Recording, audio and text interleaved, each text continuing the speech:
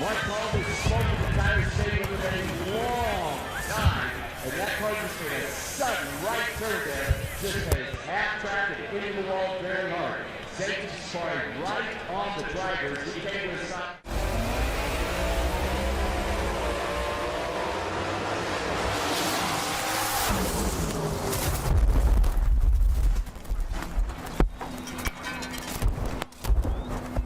Dramatic indeed. The good news, Tim Tyndall walks away A-OK. It's going to be a good race. And so with bad blood to fuel them and a championship on the line, the race was on.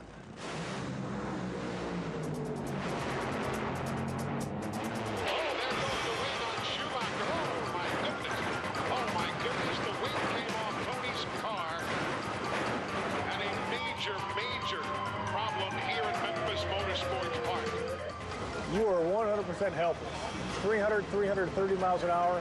When a car breaks in half, or in that case, a wing comes off, there's nothing you can do except tuck your arms in, and I didn't even have time for that. Goodness, the wing came off Tony's car. Tony broke his leg and suffered a serious concussion in this monster crash. And scary crashes, perhaps in the history of the sport. During qualifying in Dallas, Bruce Allen lost control of his car, veered into the other lane, went airborne, and that's where Kenny Koretsky had full head of steam and no way of seeing Bruce Allen. Both Allen and Koretsky said they were lucky to have survived this unbelievable crash. I really didn't see anything. It just all happened so quick, and what a testimonial to the new Jerry Bickle chassis and the safety of NHRA and the impact safety belt. Through every incident like this, NHRA, the chassis builders, everybody sat down and go over these cars with a fine-tooth comb, and they go through and make everything that's weak better and try and make a better mousetrap, so to speak. This time, it's Alexis DeJoria. Now she is over on the right side of your screen. Her parachutes deploy but just disappear. Now she is flying for that sand trap. Boy, the parachutes flew right off of that car. That was a much harder hit, Paul. She went through both of the nets and hit the water barriers. I think the barriers actually filled with sand is what I'm told, and obviously a lot of damage to the front of that car. Looked like it just wadded up the front of that car, but once again, Alexis was able to walk away. So the system works. Well, it's time for the finals, and we'll start a little something new. Let's go to Dave Reed.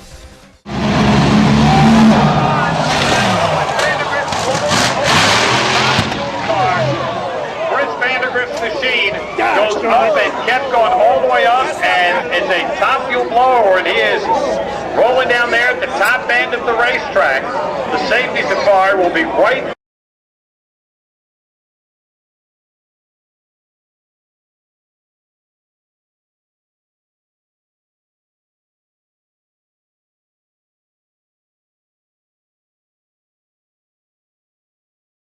Deb, a lot of experience.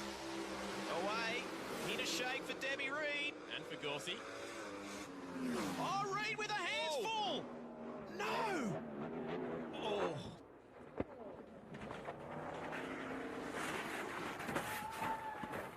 Whoa. That is disastrous.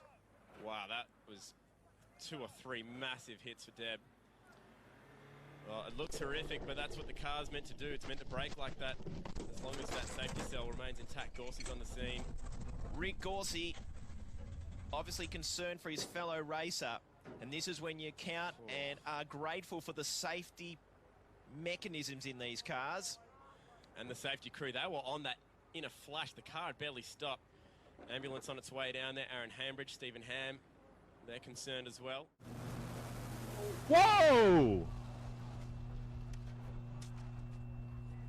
Larry crashes hard right at the finish line. Both cars were kind of hunting towards the center. You can see that Doug's car was moving over there, and Larry's car crashed hard, comes to a stop down in the shutdown area. Safety safari already rolling on the scene.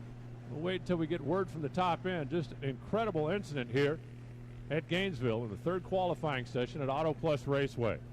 We're talking about a car was going close to 300 miles an hour down there, and impossible to tell from this angle exactly what went wrong, but the car got airborne, flying down the racetrack, and has come to a stop up against the concrete wall down there.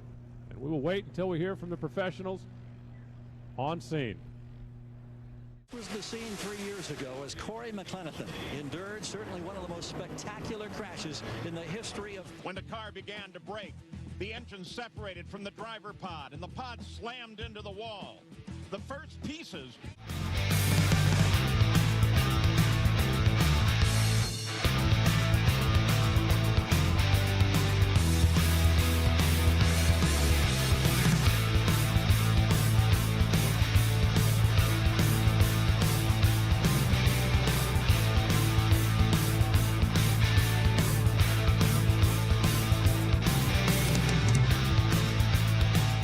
Disaster struck at 500 kilometers an hour.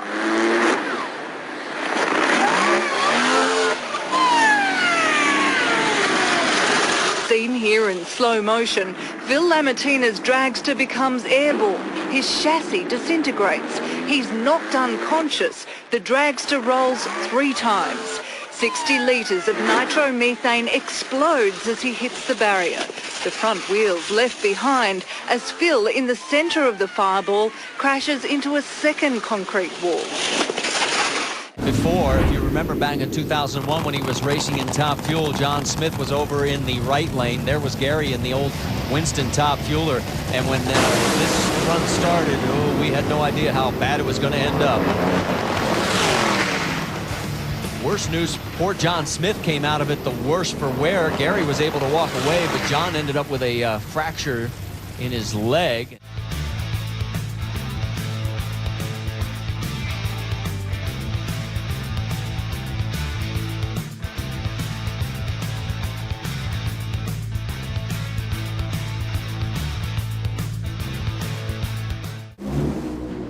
Like that. Whoa! Oh, hang on, Brittany!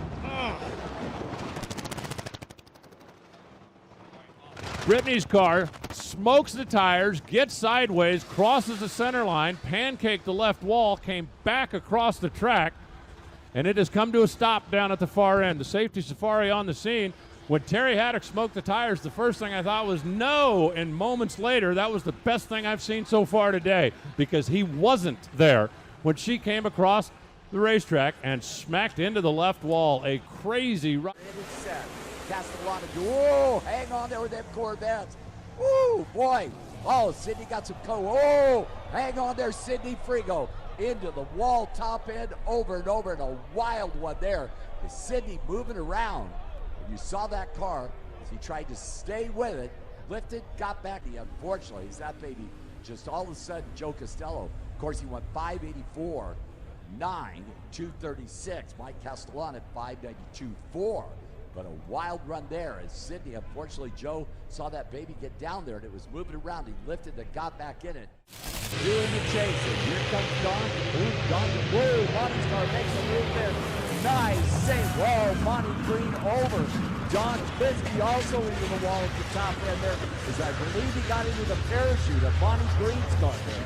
Don Christie will take the win, but nobody cares right now. As you saw Monty's car get loose there and make a move, and I thought he saved it. But then it came over into Don Kritzky's lane, and Don appeared to get into the wall at the top end there, trying to avoid Monty. It's just a wild one there. But the safety safari on the move at the top end there to check out the condition of both drivers. So an unfortunate incident.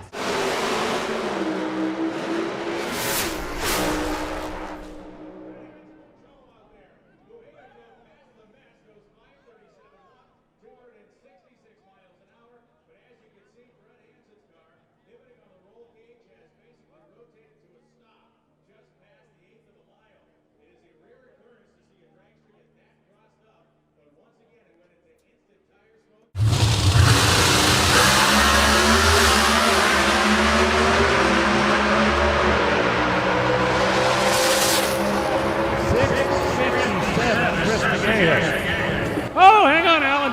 Alan Brzezinski's chute came out late. That car went upside down into the wall. You saw the big fireball. Now the fuel tank on a Pro Stock car is right out in front, and that's why it exploded like it did. The car is coasting to a stop with the fire out at the top end of the racetrack, but a very scary moment for Alan Brzezinski. Side of your screen launches fine. Now Larry Dixon carries the front end. Schumacher stays in the gas, and then the car just breaks apart, sending debris all over the racetrack as Tony comes back down to earth, encapsulated in the driver's compartment and able to walk away from what was a horrific-looking incident. The car seems to be working just perfectly, but no visual clues as to why it could not withstand the forces of the run before it disintegrates. Schumacher is launched into the Tennessee sky. Those of you watching on Any Trail Access, it is a stunning thing to see a car this big. There's a bunch of sparks that fly off the car at about 330 feet, and then the wheelie bar just folds up like a piece of licorice, and this thing turns over, and the most classic-looking blowover you've probably ever seen in your life as the car turns and does a barrel roll, kind of 180 rotation, lands on the wheels, turns up on the cage, and then slides through the shutdown area. The rear end locked up at one point, and that was kind of the last flop. When the thing, the session of full throttle qualifying, the Lucas Oil Series was in eliminations. Look at the car on the left side. That is Mike Austin of Medford, Oregon. Grazes over the wall, hits a second wall, and then slides down and hits and knocks over a third concrete barrier. And you know what? Veteran driver. He actually finished 5th in the points in the Lucas Oil Series in 2010. But what you're seeing is a tribute to the design. Oh, hold on, Steve Torrance.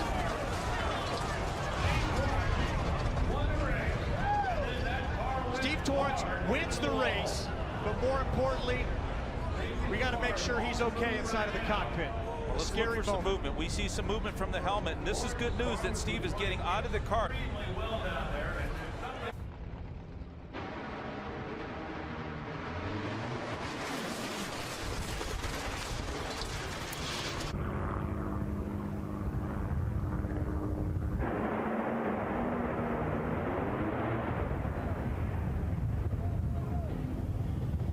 And it was Monroe Guest's moment. Wrong side of Brandon Gecko. Monroe's going to get the win, but look at the tires. Blows out at the finish line, crosses in front of Brandon. He hits just behind the back of the car. Boy, a horrendous wreck. Yeah, but the good news is he's fine. They're both fine. And guess what? Second round of Nitro. That'll be coming up next. Scene 1 in the Budweiser King. In the first round today, son Brandon went for the ride of his life.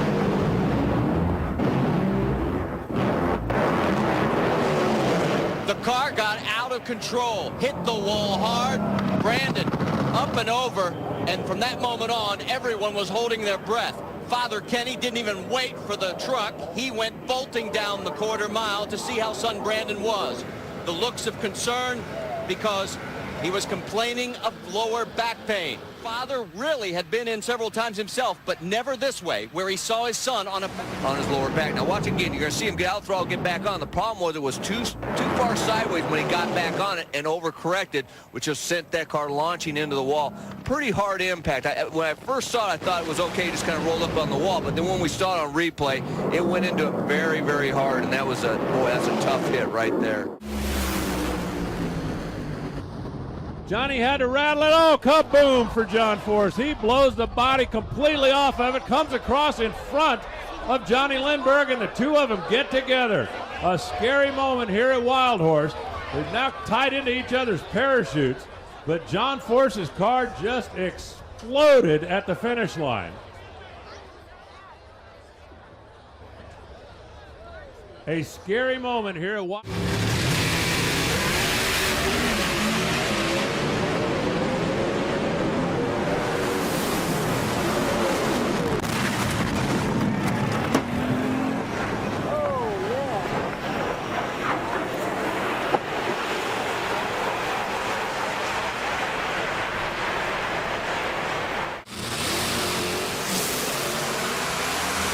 Up by the center line, he punched the goat. Oh, huge crash! Huge crash for Chad Green. The car flying upside down, righting itself on the wheels as it went across the finish line stripe. But Chad Green, as we just got done talking about his on the right. Well, and the car on the left will probably see the blocks fly over to the other side. I'm not positive that possibly something in the timing lights could have went over there, could have cut a tire on John's car. I mean, obviously that's just speculation, but you did see the pieces come over there. So, I mean, Kenny Bernstein was disqualified from the run when he hit those blocks, giving the win to John. But then, obviously, the problems set in there. Oh, left turn, Alan Johnson. Oh, he's crossed the center line. Give it to beamng, who's got a handful.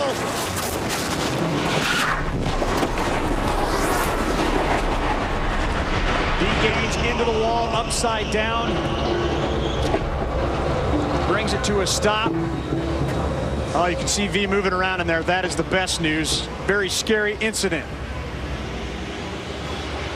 That's that same left lane Shane Gray had a problem in 2012. That home-built race car destroyed. He looks okay. I mean, he's taking his belts off. He's shutting all the switches off. Doesn't look too nervous. Definitely moving around. So that was a great setup.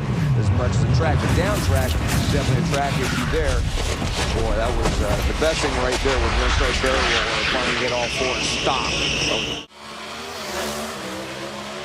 Wow, Bo didn't go 5 feet. Kenny Delco goes 6.9. Whoa! Kenny Delco passed the finish line. That car hung a hard left, went into the wall and on its roof. It was straight down to a 697 and 196, but past the finish line, that thing took a hard left and a wild ride through the shutdown area. Safety team is already rolling down there to check on Kenny, and we'll just wait until we get an official word from the far end. Great to have Daniel Wilkerson back for his first appearance of 2013. But back in 2009, he had this very scary incident in Memphis. Well, Mike Dunn talked with the second-generation racer about how he reacted, while his father Tim explained what happened and how he fixed it. Kramer's car pushes over out of the groove. He's trying to hang with it. He made the right choice. Whoa! Derek pedaled it, tried to get back after it, gets it sideways over into the wall and up on its roof in the shutdown area. Derek Kramer's car shook, rattled the tires, moved over out of the groove. He was fighting with it. It looked like he took his foot off the throttle, and just when I was about to say that was the wise choice, he tried to get back after it. You know they've got enough power in that Hemi to run down there in that 680 zone, and I think Derek just so desperately wanted to qualify. Got back on the gas with the car out of the groove. And saw it come sideways across the track, upside down, into the left guard wall. It tumbled through the shutdown area to safety.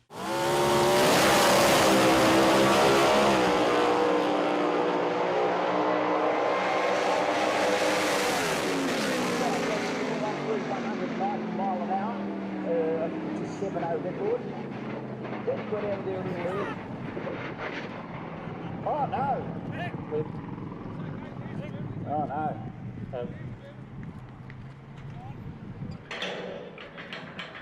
We're just watching these. We're waiting for the emergency crews to get down to that accident. Yeah, I don't know what a. Yeah.